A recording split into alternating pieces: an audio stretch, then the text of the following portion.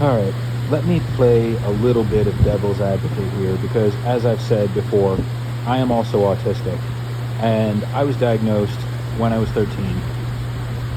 Now, the place where I was diagnosed destroyed all of their records older than 10 years. They didn't back them up. There was no electronic version of them. Everything that was ink and paper got tossed in a shredder and is presumably lining somebody's birdcage.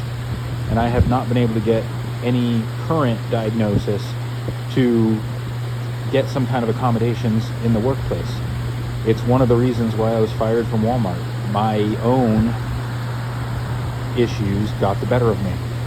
I was having to take more frequent breaks from the floor because all of the rapid fire changes were causing more and more meltdowns. And even though my direct supervisor understood, and I always told my assistant manager and every level of management in the store what my issues were, they decided that this was the day that they would terminate me. And it sucks. It sucks. This is not a kind world to people with any kind of disability, whether it's neurodivergence or a physical handicap. So I completely empathize with somebody who is having a hard time navigating a world that is very much stacked against you. If you're not neurotypical, if you're not part of the majority, it's not easy. And yet, I still feel that Andy Ditch is... Alright, once again, I'm playing devil's advocate here because I can definitely see that he has some mental health issues. I can definitely see that he has some intellectual disability. But I also see that he is a product of his upbringing. Now, I don't know what his parents are like, but I can certainly understand where he's coming from when he says that his dad was raised in an abusive environment and that his dad was not patient with him. And maybe that is the case. My mother certainly couldn't tolerate any of my quirks. Anything that was an inconvenience to my mother was an absolute affront to her. She would treat anything like it was a personal insult against her. But then again, my mother's a narcissist. You can't do anything to please a narcissist. She even diagnosed herself with autism. But it wasn't to improve herself. It was so she would have an excuse for all the shit she did to me as my parent and the things she got away with as a child. And in that detail, that is where I see more of Andy Ditch. I see my mother in him, in that the world has given her permission to be the person she is. When she was a kid, she fit in with the bullies. She would hassle other students in high school.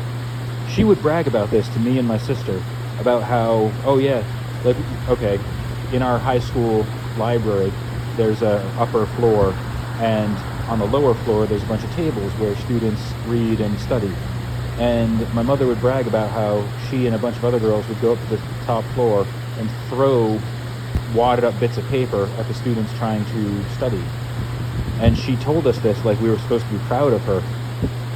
Never mind the fact that we all went through bullying in our lives, and even my sister had to deal with bullying. And my sister flat out called her out for it. She said, "Oh, so while I was studying, you would have been harassing me? Nice." My mom thought she was the coolest thing on earth because being one of the bullies, she was protected. And so I can certainly understand how there's a little bit of nurture versus nature going into Andy's behavior. But he is still an adult. He is still a grown man, and he has proven time and again that he's more than capable of making his own decisions. When he is pushed to do things, he can do them on his own. He tells people he cannot shower on his own, and yet he spent an entire podcast clearly in the shower, clearly cleaning himself up, while he ranted about all the ways that people were failing him. Just like my mother, who was always blaming other people for her shortcomings. She blamed me for not being a nurse. Like, she allowed a guidance counselor in high school to convince her not to be a nurse. But somehow it was my fault, even though I wasn't born yet. And she held me responsible for a lot of the decisions she made that led to her downfall, to her negative consequences. And just like my mother, when things don't work out for Andy, he runs back to his parents and he makes their lives miserable. And so, yeah, I both empathize with Andy, but at the same time, I don't excuse his behavior. I said it before and I'll say it again. As an autistic person who has struggled to overcome my own shortcomings, my own challenges, I just see his excuses, and I see what the world has turned him into, because it tried to turn me into the same thing. You know, they tried to slap me with all these labels that were really for their benefit and not for mine. They tried to limit me. They tried to say, oh no, you're not thinking clearly because you have autism. You're not thinking clearly because you have oppositional defiant disorder. You must have schizotypal personality disorder. That's the way.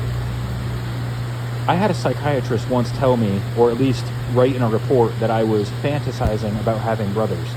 Because my brothers lived with their father, I lived with our mother. You know, we were separated, and I would see my brothers once every other week. And because they weren't living with me, or because they weren't living with my mother, there were people who didn't know I had brothers. And there were people who thought I was making them up when I would talk about them in school. So I went through a lot of that period of time where people were gaslighting me and trying to treat me like I was a lesser person. And I can certainly understand how those circumstances might have led to Andy being the way he is now. It doesn't justify it, not by a long shot. Nothing he has talked about in his podcast or his YouTube videos justifies the way he is behaving. I went no contact with my parents. I completely cut them off because I could no longer tolerate the way they were behaving, the way they were treating me. And I have not looked back since. I really do hope that everything works out for Andy. I really do.